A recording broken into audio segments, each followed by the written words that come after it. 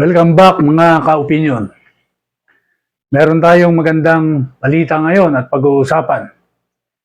Itong Iran duwag pala. Natakot na at ayaw na lumaban sa Israel. Yan po ang ating pag-uusapan ngayon, mga ka-opinion. Pero bago po lahat yan, please subscribe and click the notification button that you will be updated with our subsequent videos. Bueno mga ka-opinion, ang Iran pala ay lumalabas na duwag pala. At kinausap niya yung leader ng Hamas at sinabi niya na hindi na kami makikipaggera para sa inyo. Ito po, nakalagay dito, Iran's stern message to Hamas, won't enter your war. Ayan po.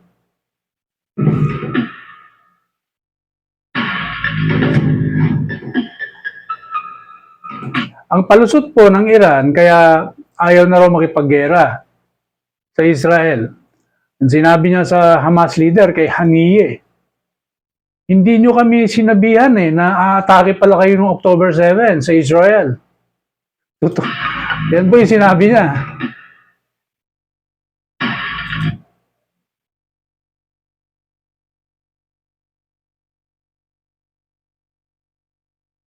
Ayan mga ka-opinion, dahil natatalo na ang mga Hamas sa Gaza and eventually yung Hamas will lose the full of Gaza, natakot na itong Iran na ito. Tingnan niyo yung mga pagmumukha nila.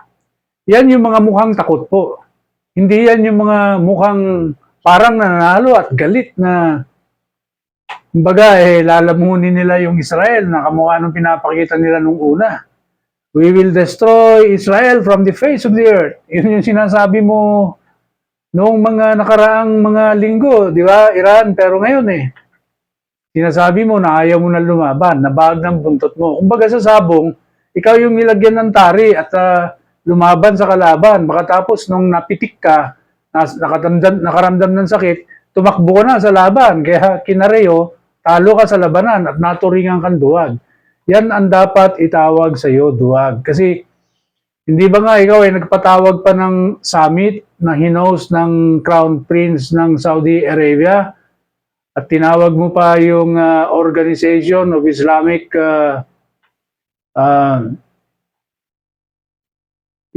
Conference ba yun? Yung tinawag mo?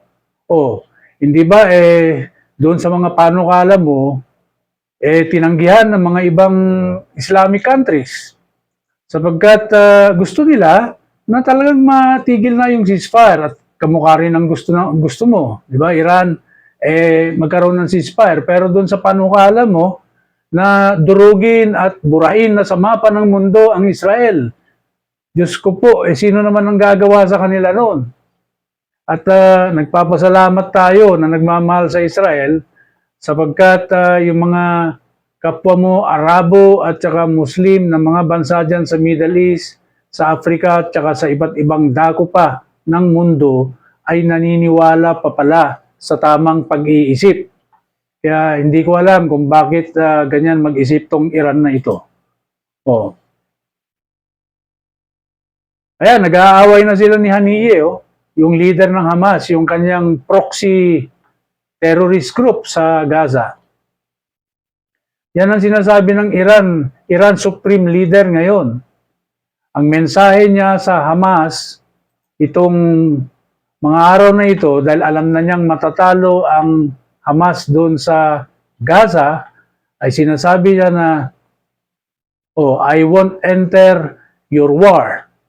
Hindi ba, yung Iran ang financier ng mga proxy wars na yan. At kinagamit lang yung Hamas, yung Hezbollah, yung Houthi doon sa Yemen bilang mga proxy terorismo para burahin mo yung Israel. Ba't hindi ka lumaban directly na ikaw, lakalaki mong bansa?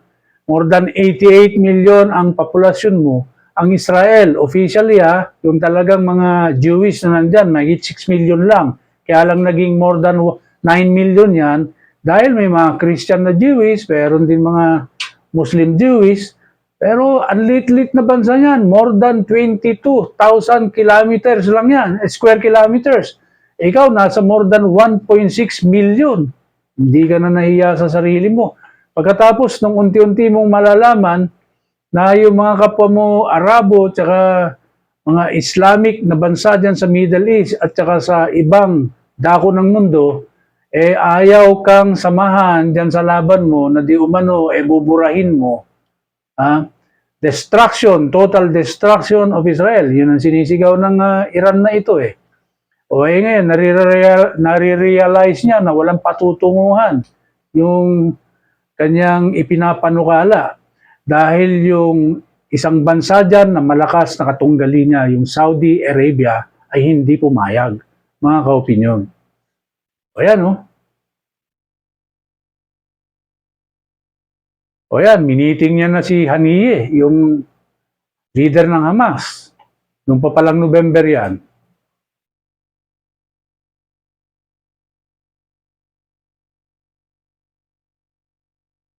Ayan sinasabi nung itong Iran na ito, you gave us no warning of your October 7 attack. We won't enter the war on your behalf. Sino naman ang maniniwala sa iyo, Iran? Ikaw nga ang nag-supply ng mga armas ng mga Hamas na yan At pati yung Hezbollah, mukhang gumigiri na doon sa norte at pinahanda mo pa at naglo-launch din ng mga missile attacks doon sa northern Israel. At saka bakit biglang nagalit yung mga Houthi doon sa southern part ng Saudi Arabia, doon sa Yemen. Hindi ba ikaw din ang nag-finance niyan at ikaw rin ang nagbigay ng hudyat yan, kaya sila nag-launch ng maraming missile rockets papunta doon sa Israel na walang pinatunguhan, kundi bumagsak lang din yung iba sa Jordan, kaya pati yung Jordan nagalit, di ba? At saka binalaan ka na ayusin mo yung mga Hamas mo doon dahil tinatamaan sila. Kaya itong Iran na to ikaw ang kumbaga ikaw ang pasimuno ng mga proxy wars na yan. Ikaw ang kumbaga, leader ng mga teroristang yan At itinatago mo lang sa buong mundo na ikaw talaga yung terorista kasi religious cleric ka nga na leader ng Iran And it's unbecoming and it's very unlikely for a religious leader cleric to be also the supreme leader of a terrorist group na sinasabi sa mundo, mga leader ng mundo na terrorism is an enemy of mankind. It is an enemy of humanity. Yan sinabi ni Prime Minister Modi ng India.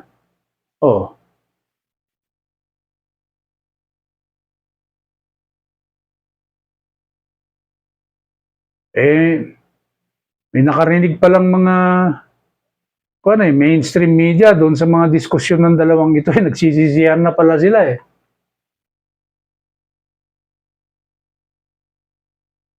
Ayan Iran is a long-time backer of Hamas, the Palestinian militant group that rules Gaza. Ayun, hindi mo maitatago yan. Ayan, binigyan na lang ni Khamenei, si Haniyeh, leader ng Hamas, ng moral support. Para hindi na lang siguro magtampo sa kanya. Tapos biglang sinasabi ngayon ni Khamenei, but Iran won't intervene directly into the war, Khamenei told Hamas leader Haniyeh. Ito palang Iran na ito ay hindi kayang lumaban ng harapan, tingnan mo yung nito, mukhang putlain na mukhang tatakbo talaga sa laban Kaya nga it resorted into proxy wars, arming terrorist groups who would have also a deep-seated hatred against Israel. para madali silang i-insight. At saka yan, pagka binalaan mo yan, binigyan mo ng mga financial support yan, susugod talaga yung mga yan. O, akala ng mga teroristang ito, sasamahan sila ng Iran hanggang sa kaduluduluhan. Ito, iniiwanan na sila. Yan, naduduwag ng Iran. Madalit salita mga kaopinyon. Ito pa, si Hezbollah. Dati mukhang bula sa tapang to ngayon, namumutla na rin. Tapos ngayon, nagpapalusot na rin itong si Nasrallah, itong leader ng Hezbollah. At sinasabi niya, kami man din was taken by surprise. At parang hindi, pinalalabas niya na hindi niya alam yung October 7 attack na inilaunch ng Hamas against Israel.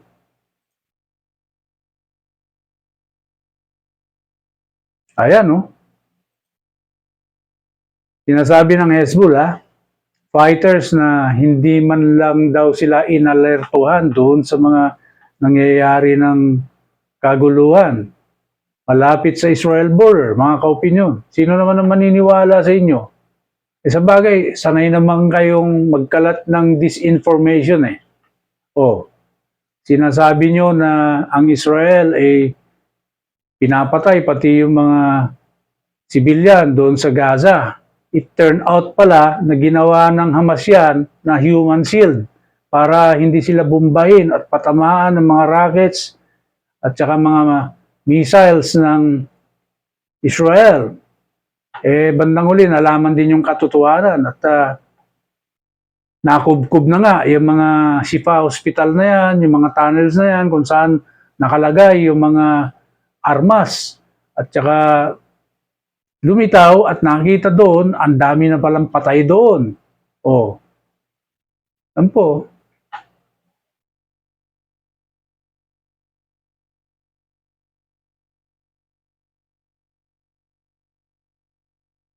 Ayan.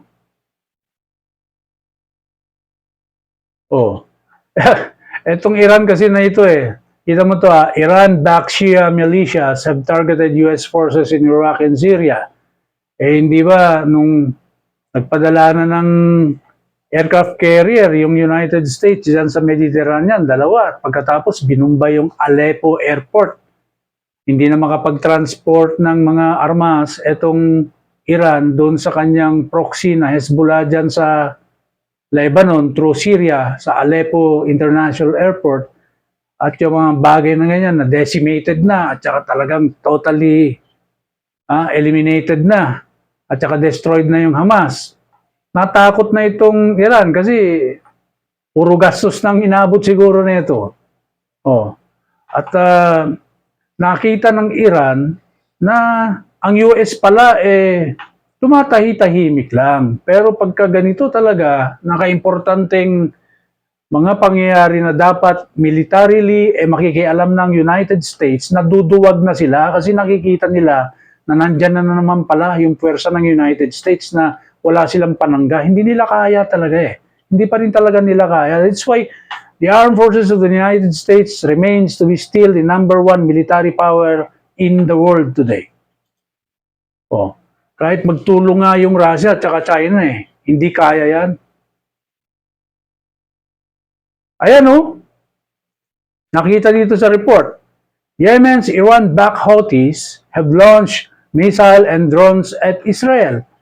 Hindi po pwedeng i-deny ng Iran na hindi niya alam yung October 7 attack na ginawa ng Hamas. Sapagkat kung hindi niya talaga alam yan, di dapat may ginawa siya dyan para hindi nag-escalate. Hindi umabot sa ganun kaseryoso yung pangyayari dyan. Hindi, ni-ratify niya dahil weeks after yung digmaan na dyan sa Gaza dahil lumusob na rin yung Iran, hindi ba itong mga Houthis doon sa Yemen, nagpalipad na ng mga rocket bombs yan na ipinapatama sa Israel, and they can only do that kung meron backing at merong go signal ang Iran. Kaya imposible yung sinasabi ng Iran na hindi niya alam na ganun pala ang plinano ng October 7 ng Hamas. Kasinungalingan yan. Yan palusot ng isang natatalo na at naduduwag sa gera para palabasin sa buong mundo na mabuti pala yung may mabuti, hindi pala ganun kasama yung Iran, ano? Pero wala na, damage is already been done. At patapos na rin yung gera doon sa Gaza halos, kaya hindi na mababawi. Everything is part of history already at ang Iran ay nakilala na host po ng mga terror groups na yan. Diyan po nagtatapos ang ating report ngayon. Hanggang sa muli po nating mga videos, suportahan nyo lang po sana lagi ang channel na ito, ang Pambansang Opinion. Hanggang muli po nating pagkikita mga ka-opinion. Maraming salamat po.